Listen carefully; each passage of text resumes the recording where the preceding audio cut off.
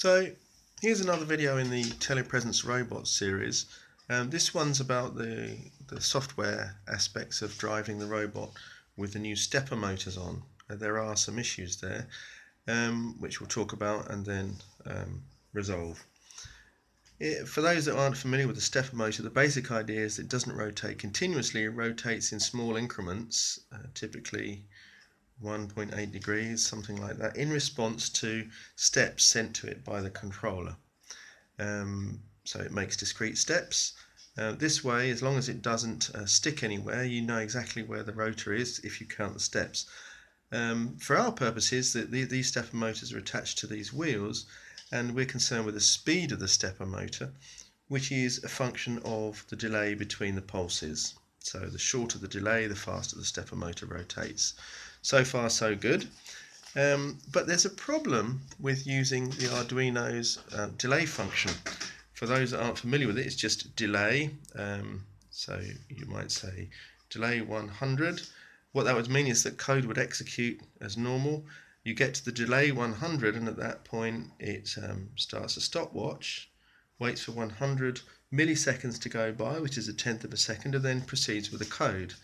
And you could, if you had one stepper motor and no critical code other than that, then this would work fine. The problem here though is that we want to control the speed of two stepper motors simultaneously, so this one might be going slowly and this one might be going more quickly. But we can't make the slow speed and the fast speed work together because each speed is implemented with a delay, and it's a single core processor, so it can only do one thing at a time. So it's constantly stinking up the speed of one stepper motor with the speed of the other. So this paradigm can't work for driving two stepper motors, and in fact it doesn't work very well for much else in the world of Arduino programming. It's called a blocking call. So when this is happening, nothing else is happening. So if you're monitoring sensors, they don't get monitored. Nothing else happens except for interrupts, which we won't talk about today. So that's the problem. This is the solution. It's the millis function, and here's the basic idea behind it. As soon as you switch the microcontroller on, a counter is started which ticks once a millisecond. That's once every thousandth of a second. Ticks 1,000 times a second. So when you boot the thing up, it starts at 0, and you can ask it how many ticks have passed, which is another way of saying what's the time relative to the boot time in milliseconds, as often as you like. And you can implement a delay function by doing that twice and subtracting the two milli results from each other. So the number of milliseconds passed here might be 2,000, the number of milliseconds passed here might be 1,000. That means the delay is 1,000 milliseconds, or 1 second. So you've implemented the delay function that we had a problem with before without using the delay function. This method is asynchronous. There is no blocking code here, so you can manage multiple delays without any trouble. There is a potential problem in that the millis counter is a finite size, and so it overflows, it gets to its maximum value and then resets to 0, but that only happens every 50 days or so, so it's not really a concern for this kind of application. So the idea then is you can track multiple events and delays with the use of variables, and the general idea is that you decide that a delay has been triggered when the number of milliseconds which have passed is greater than a certain due number of milliseconds where you think it ought to have passed. That's this sort of paradigm up here. So let's see what happens in code to implement that. So we'll go through the complete Telepresence robot program, which you saw in operation in the earlier video, and let's just look at the code. These are just defined statements.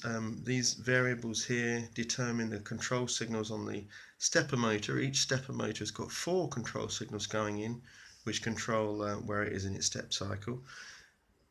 These constants are to do with connecting to the Wi-Fi host.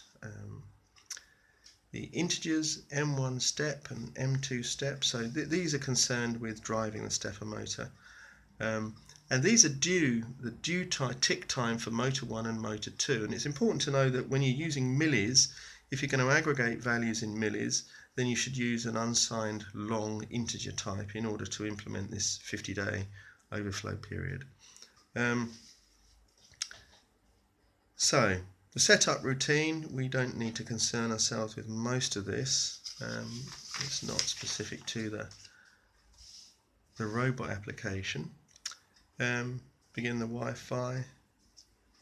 Don't worry about the panic function or the file not found function. It's just the stepper motor stuff I'm interested in, which we'll find in here. So this function takes one step on motor 1, step 1, and there's a similar function called step 2, which takes one step of stepper motor 2 for each of the ticks. And here the various logical conditions on the 4 lines for each phase of the stepper motor are implemented. The main function here is in the loop. Handle client just ensures that the code inside the microcontroller for the ESP that processes Wi-Fi connectivity is maintained. So we just call that once each time around the loop to ensure that the Wi-Fi continues to work normally. And then each time around the loop we capture the current time in a variable called now, which is one of these unsigned long integers using the milli function. And then we've got two variables here, motor 1 delay and motor 2 delay. Now we've defined a delay of greater than 10 to mean the motor is stationary, so that's just a little bit of tidiness. So if the motor delay is not less than 10, then we trigger the function when now, which is the current value of millis, is greater than m1 is due. So we do a step of the motor. So it basically says if the current time in milliseconds is greater than when the next step is due, then do the step and reset the timer. And it does that with the stepper motor 1 and the stepper motor 2. And that's basically it. So now we've got a system controlling the speed of 2 stepper motors and managing a Wi-Fi client. And the speed of each 2 stepper motors is controlled by a delay, but the delay is not implemented using the delay function. It's implemented through this loop by continually checking the value of millis and checking whether or not the value of millis has gone larger than the value of when the motor step 1 is due or when the motor step 2 is due. So that's it, that's how it works. I hope that's helpful.